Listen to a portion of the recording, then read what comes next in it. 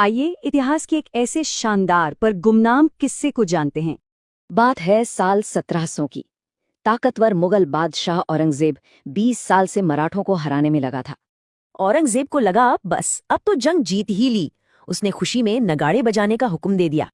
उसका सामना था राजा की विधवा महारानी ताराबाई से, और मुगलों ने उन्हें कमजोर समझ लिया। लेकिन जिसे औरंगजेब कमजोरी समझ रहा था, असल में वही तो मराठों की सबसे बड़ी ताकत निकली।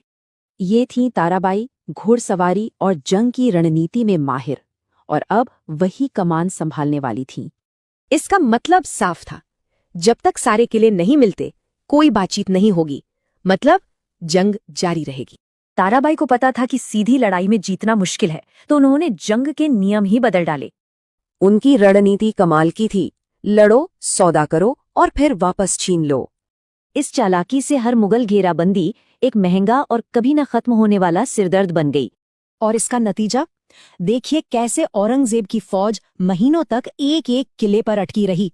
इस रिश्वत से दो फायदे हुए, मुगल कमांडरों का हौसला टूटा और मराठों की तिजोरी भर गई। मतलब ताराबाई ने मुगलों के लिए जीत का मतलब ही बदल दिया था। और जैसे ही मुगलों की रफ्तार धीमी पड़ी, मराठों ने पलटकर हमला बोल दिया।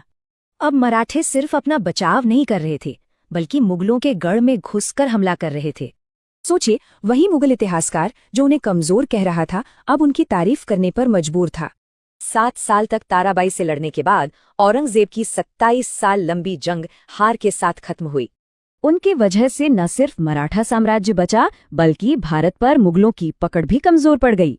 तो उनकी विरासत है मुश्किल हालात में टिके रहने की और एक शानदार दिमागी लड़ाई की। ये सोचने वाली बात है कि कैसे एक लीडर ने साबित किया कि असली ताकत फौज में नहीं, हिम्मत में होती है।